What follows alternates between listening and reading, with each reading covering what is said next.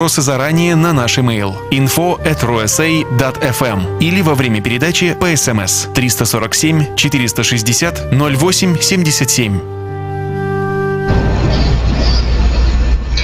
Добрый день всем, кто сейчас настроен на радио РОСА. В эфире самая классная передача, которая только может быть на всем белом свете, потому что ее ведет самый мудрый, самый известный, самый вообще светлый раввин нашего времени, раввин.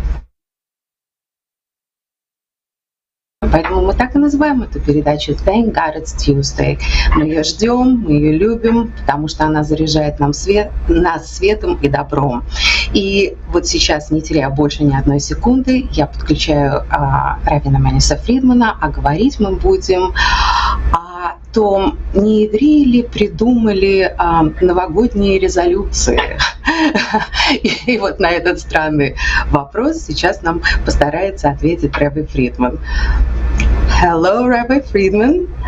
Thank God it's Tuesday. So always excited about this day and looking forward to it. And my question is, was it the Jewish people that came up with New Year's resolutions? It seems that this month is very Jewish month. Elul is very special, makes people a little bit nervous, a little bit worried, a bit active in many, many ways. And there's such a thing that people are saying that the king is in the field, meaning that God comes down and he is amongst people. So this is all sounds very wonderful and interesting, but what does it all really mean? What is the whole idea of this month, and what does it mean that the king is in the field?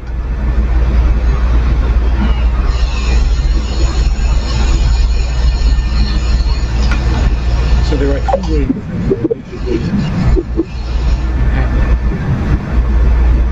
one is when you initiate,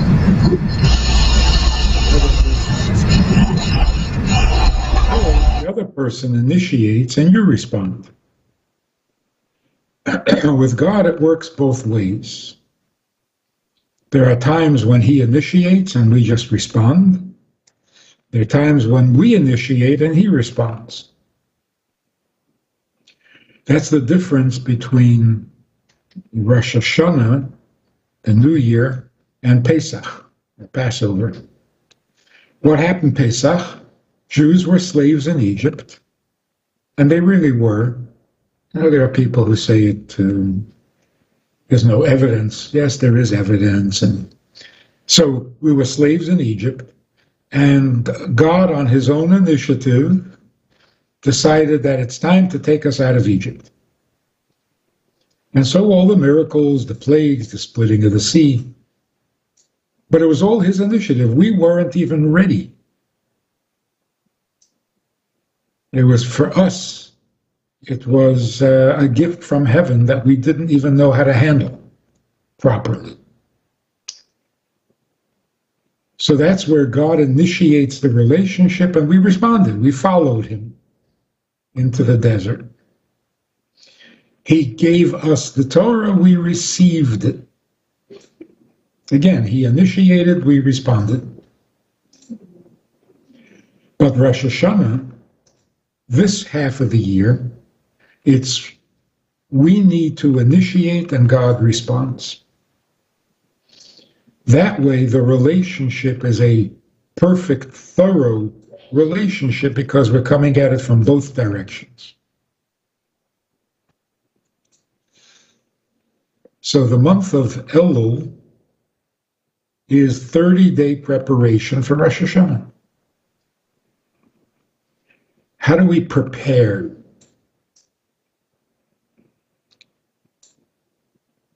Well, we prepare by initiating, because that's the kind of relationship Rosh Hashanah is. We blow the shofar and we coronate God to be our king, and he responds. On Yom Kippur, for example, we ask for forgiveness, he gives us forgiveness. So it's really our efforts, our move and God responds to us. What's a little puzzling is when we're told that the month of Elul is when God makes himself more available and comes out to where we are. See, it's like this month is not a holiday. You go about your business, you go to work as usual, and yet God is more available. Which means we don't have to do anything special. We don't have to take off from work. We don't have to have special meals. You don't dress up in your holiday clothes.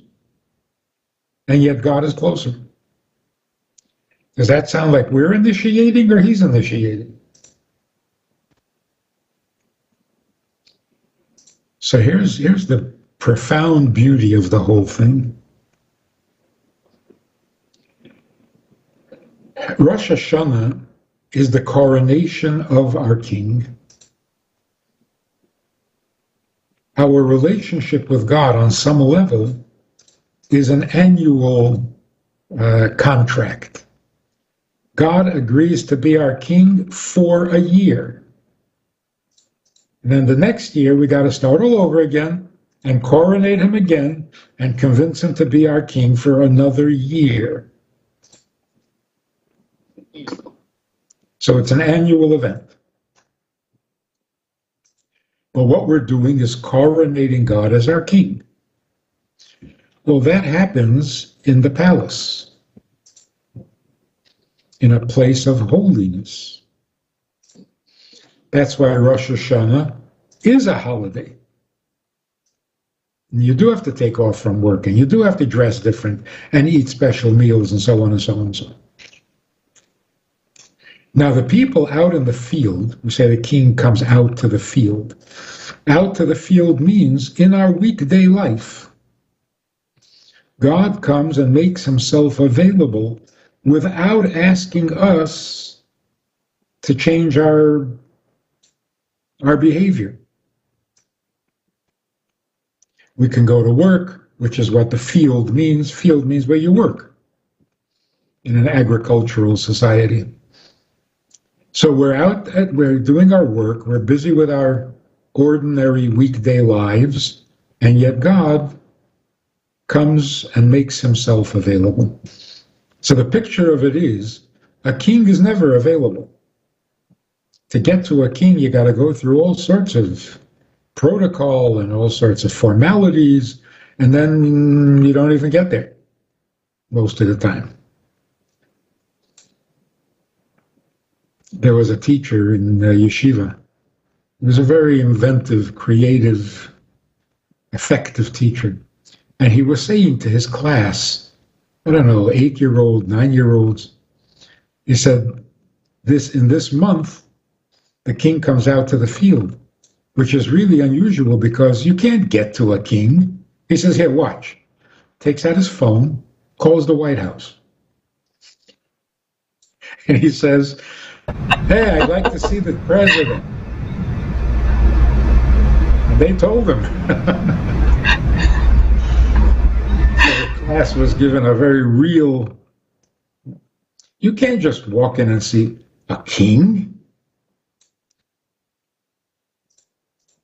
And yet, during this month, the King of Kings comes out to the field in his civilian clothes and is friendly to everybody, and you can approach him and so on and so forth. But the question is, isn't that God initiating the relationship? And this month is supposed to be our initiative.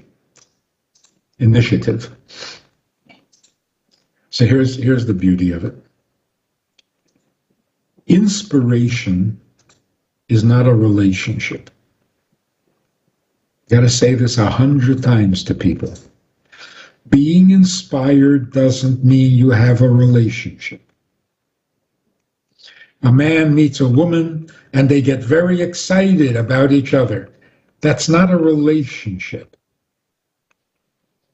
That's only encouragement for a relationship. And yet people take that excitement or that inspiration as the relationship. It's a disaster. So what happens in this month, yes, God comes out to the field, makes himself available, is very friendly and welcoming. That's not a relationship. A relationship will be when God is back in his palace and you join him there. That's when a relationship becomes real. So when God comes out to inspire us to come to him on Rosh Hashanah, that's not a relationship. It's not even the beginning of a relationship. Okay. So he's coming down to the field. The question is then, what is it? It's a different perspective. Well, the question still remains. God is not initiating, but neither are we. God comes out to the field, and we're very pleased. So how are we initiating?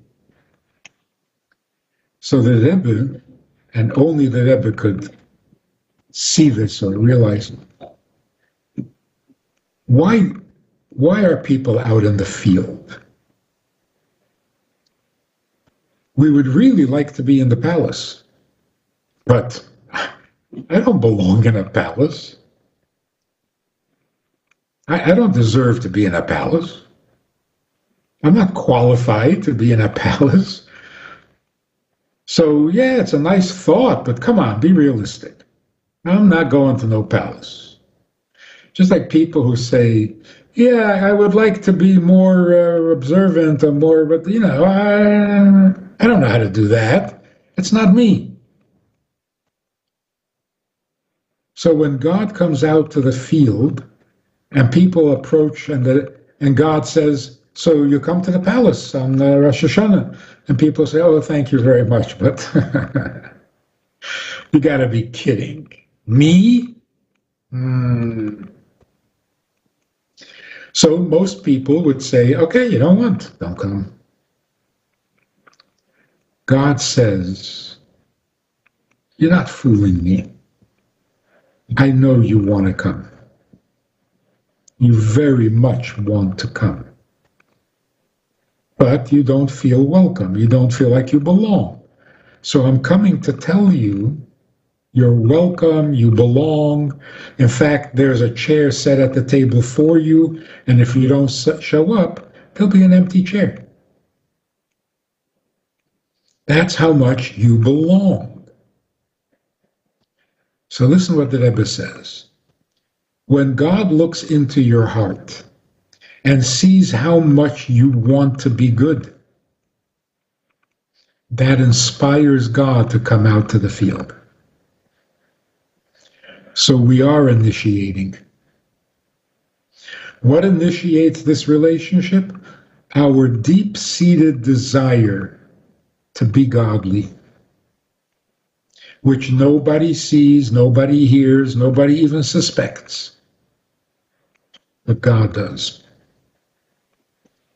So here's a very timely message, because many people, when it comes to Rosh Hashanah, Yom Kippur, they become very harsh. It's judgment, watch it, you're going to get punished, you're going to suffer, you don't. It's exactly the opposite of what should happen. If in fact it is a time of judgment, then what you should be doing full time is defending Jews, not condemning them, not testifying against, saying, oh yeah, we're guilty of this sin, that sin. What are you doing? Testifying against your own people? But here's another way of looking at it. What do most people feel or think if you say to them, God looks into your heart to see what's going on the inside? What are most people's reaction? Scared. Okay. No, please don't look. Don't don't go there. Don't look. It's going to be embarrassing. I don't know why we have that. Is it our natural humility that we feel so inadequate or so undeserving or so guilty? Are we guilty?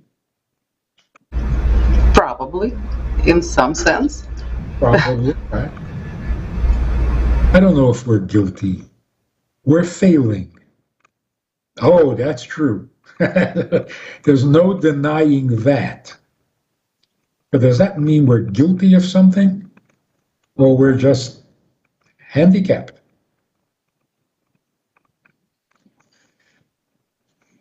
So here's the good news. The Rebbe says, if God looks into your heart and checks what's going on inside, it inspires him. Why do you assume that he's going to find fault?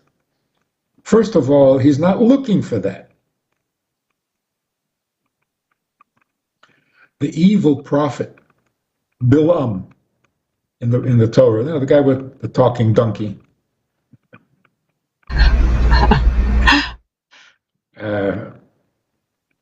He came to curse the Jews, but the curse turned into a blessing. And the words that came out of his mouth, which are a prophecy inscribed in the Torah, his words were, God sees no fault with Israel and sees no failing in the house of Jacob. That's God. So if God looks into your heart, what's he going to see? Your failings? He doesn't see that. He sees how much you want to be good. That's a very different attitude. It's the appropriate.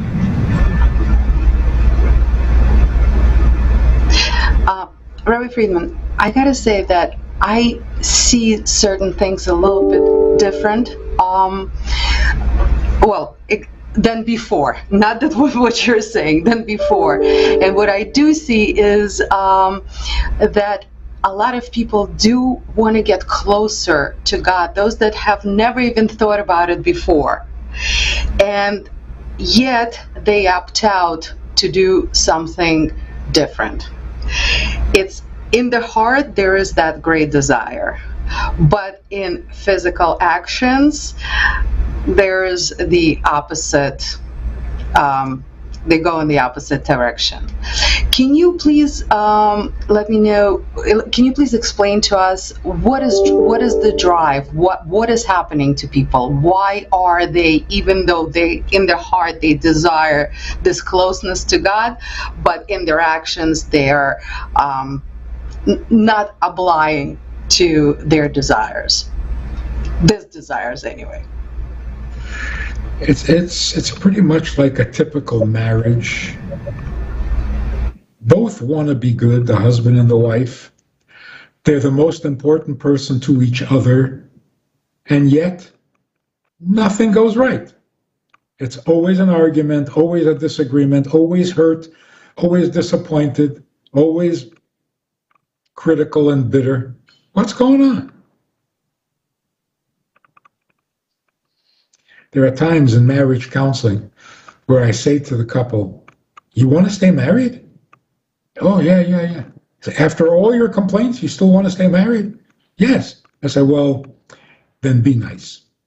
And that's it. And they go home happy. It's almost like, not that they forgot how to be nice. It's that they don't feel like being nice is the right response to the issues. It gets muddy, it gets complicated.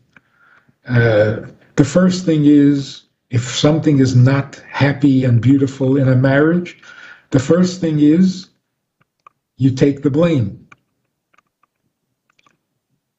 That's not realistic and that's not true. So after a while, it doesn't feel right.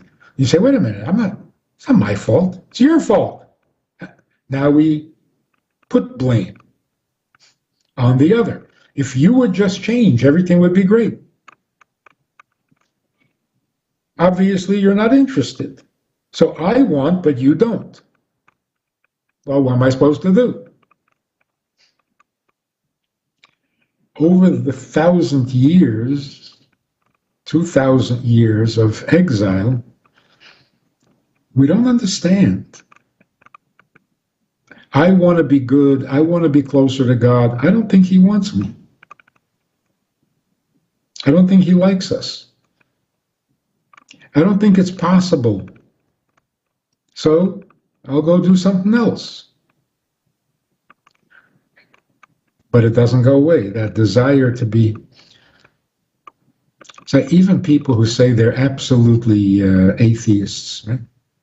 They make an investment and it fails. Someplace inside their mind and heart, they're thinking, why does God hate me? I say, wait a minute, you don't even believe in God.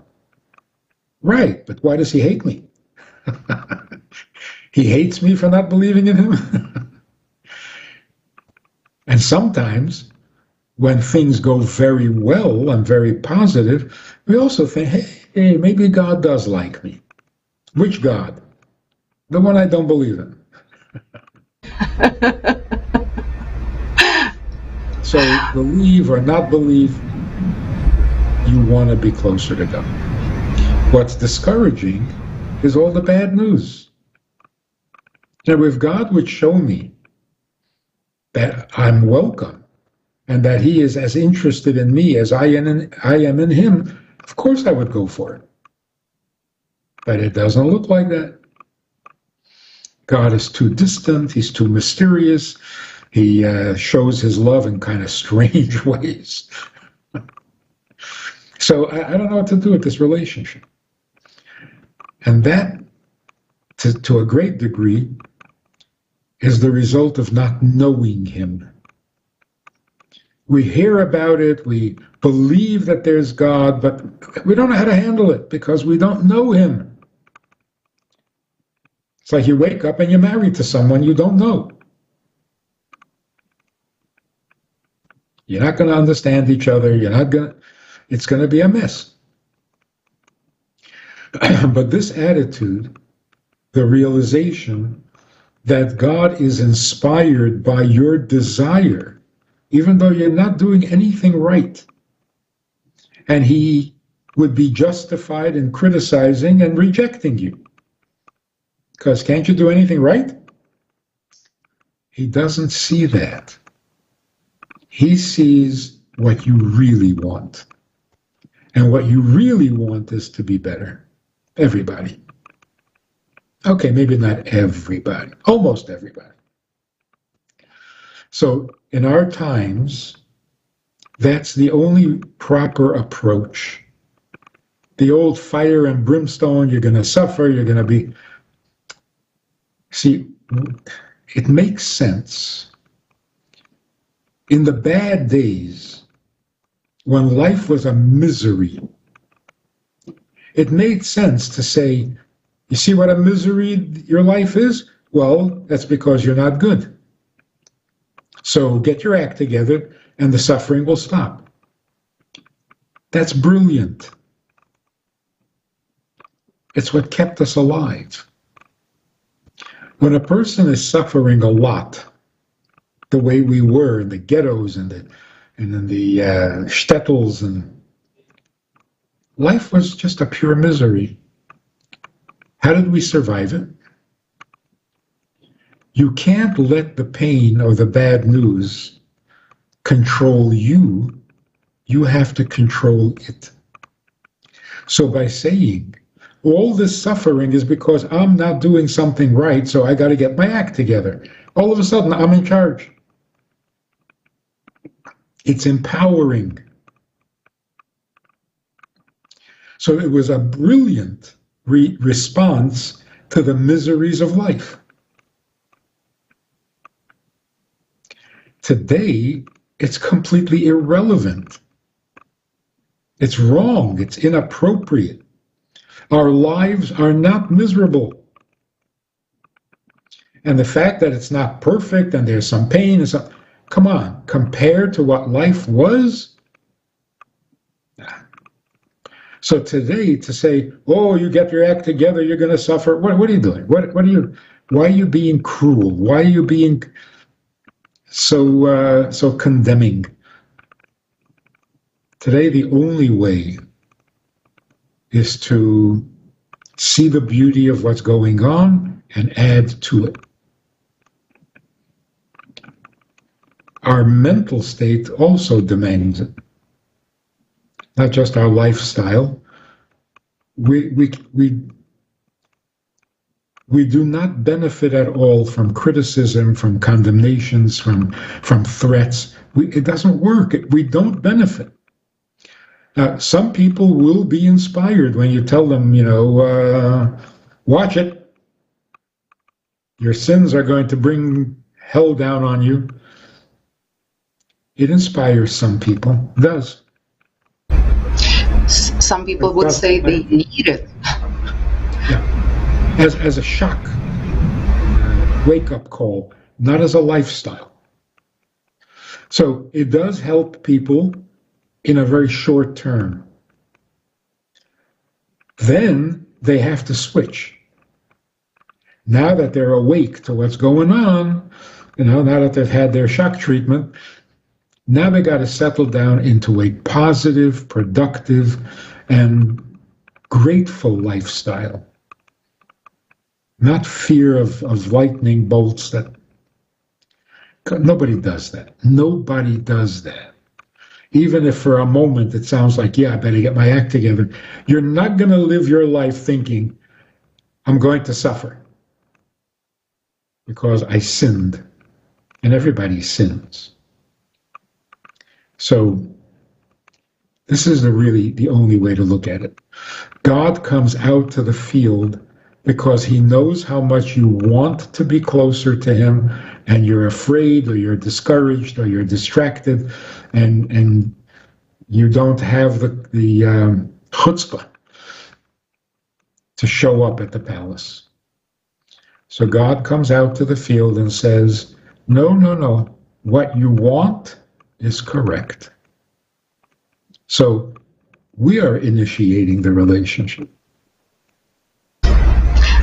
Rabbi Friedman, a very interesting incident happened this summer with a friend of mine. We had a conversation. I was a little bit, I just don't even know how to react to it. This is a very intelligent, very mature person, and she confided in me. She said, I wanted to get closer to God, so I took acid. So the intention is right, but it's interesting that this is how people are trying to get closer to God, and they have been doing that for the longest time, since the hippie times for sure. But so that kind of intentions, that kind of leads to this kind of actions. How does that work? How should it be? I mean, how do you even does it work? Is that still an okay intention? Again, let's compare it to a marriage. I don't really like my wife, but when I take acid, this is a healthy relationship. So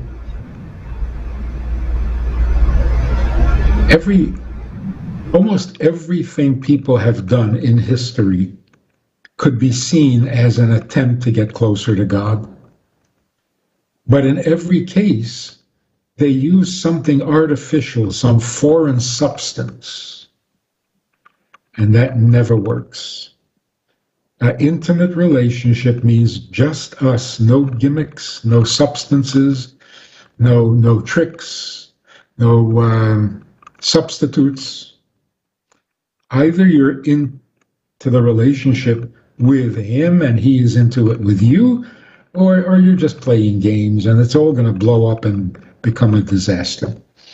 The early idolaters wanted to get closer to God, but they were convinced that God is not interested.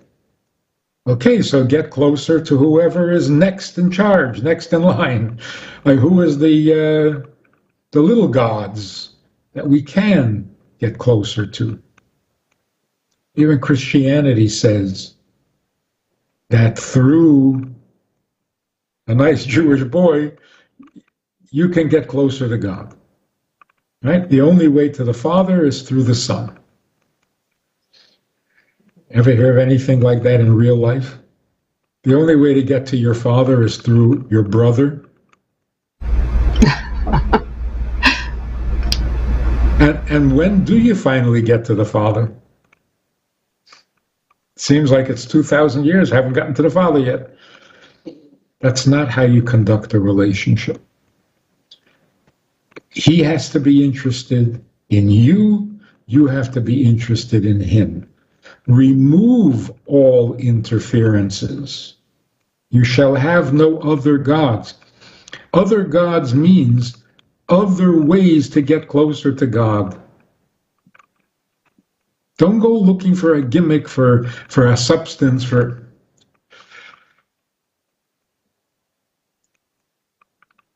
You know, they once asked the Rebbe, what is your role? What's a Rebbe? And to paraphrase the Rebbe, he said, my job is to introduce a Jew to God and then get out of the way. That's beautiful. Because the relationship is between you and God, not with me in the middle. Rabbi Friedman, I'm going to ask something personal for me.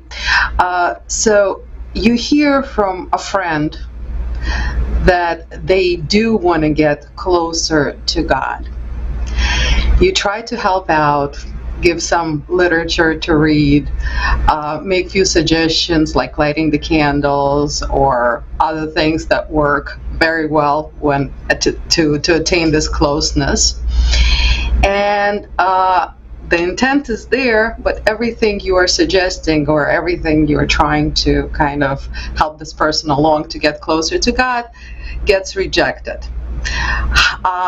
The rejection is not personal. The rejection is about that relationship. You want to make the connection and get out of the way. That's the intent. But you can't help but getting a little bit hurt in the process. Again, not personally, because you can't make it happen, because you can't make this connection. How should a person conduct themselves when they see that someone wants to? You try to get it to happen, but it doesn't happen. So what do you do? How do you react? Well, the first thing is it didn't happen yet. Not every time you push a button do you get immediate reaction. You know, like most elevators, you push the button and you stand there and you wait and you wait and you wait. But eventually it will come. Right? So you don't always have to have an immediate success.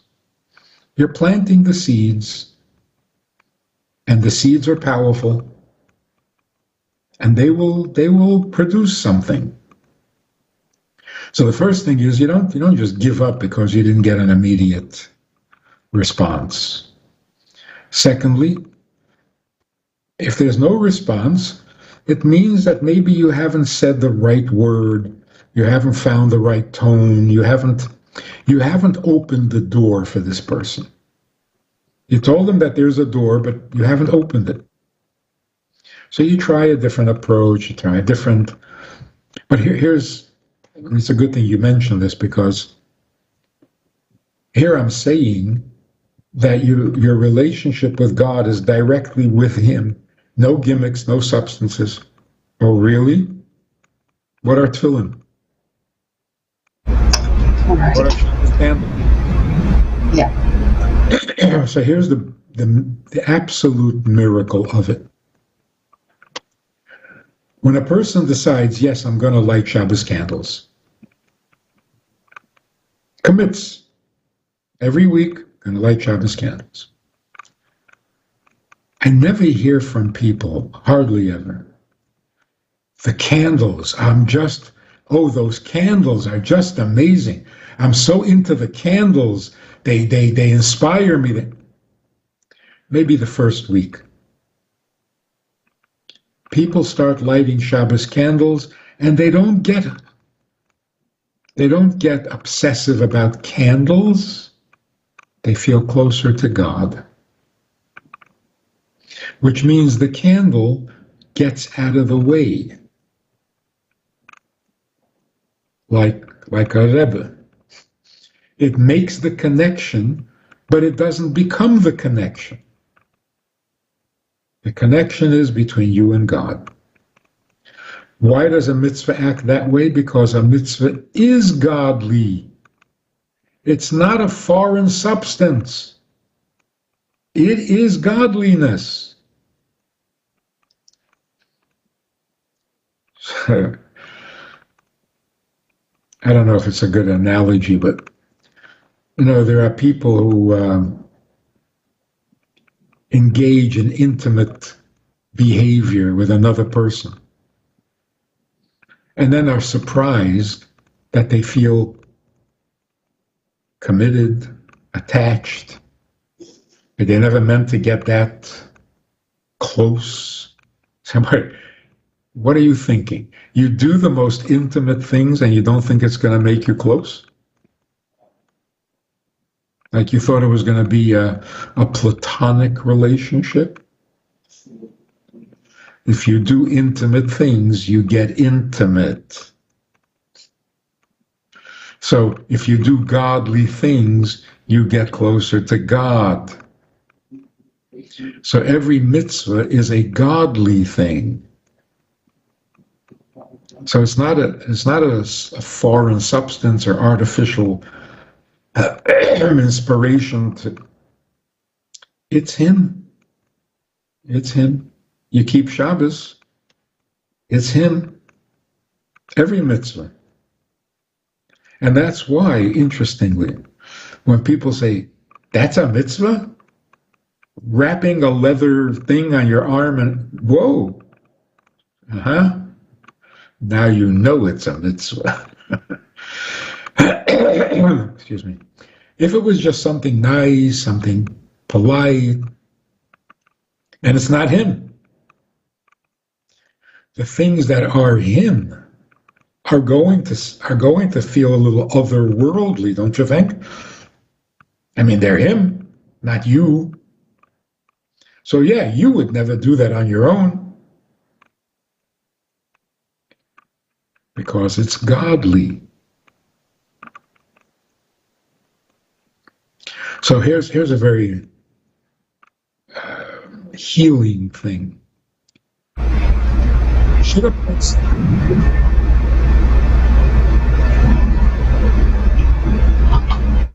it sounds like a subway passing by. Really? It's not in our studio, but people are actually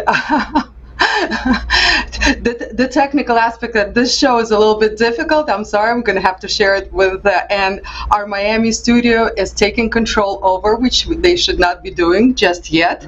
So they're making my life a little bit more difficult. I apologize. I think this is what you're hearing. So hopefully they heard us too, and they're going to stop interfering.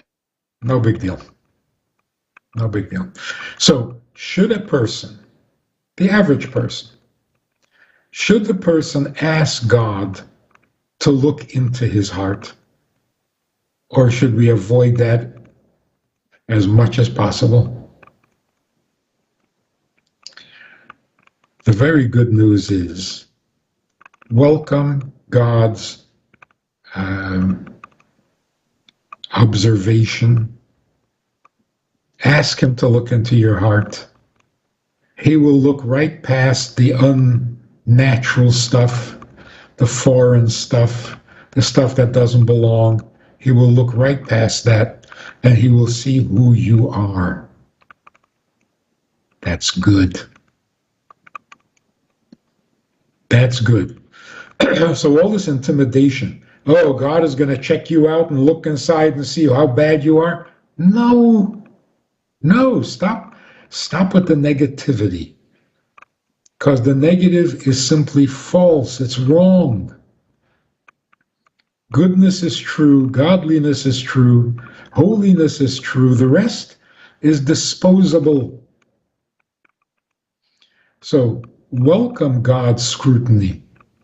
Welcome a day of judgment. Please judge me.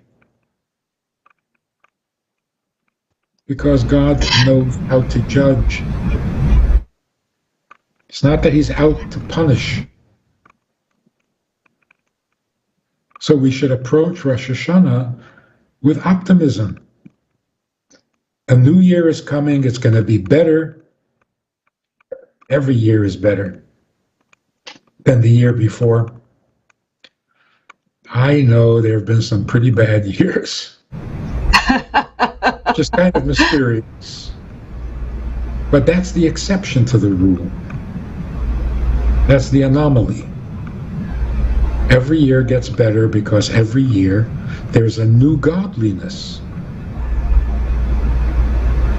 which comes about when we blow the shofar on Rosh Hashanah. So this month is a month of compassion. That's what it's called.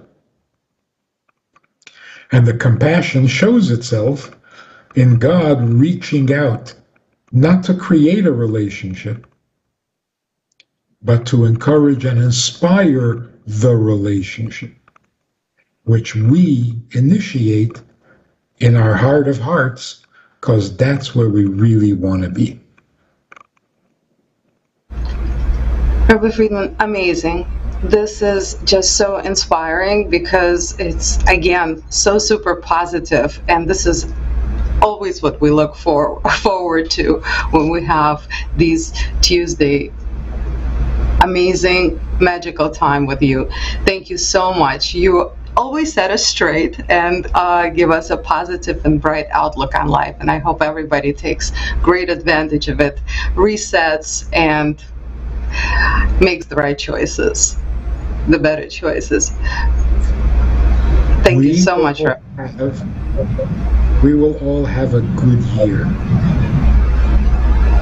because having a year is already good. Having a year is better than not. So we will all have a good year. Our job is to make it a sweet. Bring in some sweetness, bring in some positivity. Good is good. Why not take advantage of it? Adding the sweetness. So God will give us more year. We have to add the sweetness.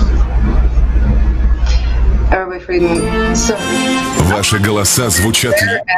and there goes our cue every week, the same thing. We can't let you go. We want more of the wisdom that you bring to us, and thank you so much. Thank you for always giving us the light, the positivity, and the good direction to move towards. It's amazing and it's priceless. Rabbi Friedman, thank you so much. We have a week to mull this idea over, and hopefully the whole month, and make the right choices, and very much looking forward to more of your wisdom next week. Thank you so much. Для тех, кто с нами был сегодня, спасибо вам огромное. Спасибо за то, что вас интересует двигаться вперед, получать позитивный заряд. И я надеюсь также делиться этим зарядом с другими. Вот есть такие книги замечательные, которые пишет Ребби Фридман. Creating a Life That Matters. Это действительно гениальная книга. Очень сильно рекомендую. На Амазоне ее легко приобрести. И всем хочу пожелать хорошей недели. До следующего Thank God It's Tuesday.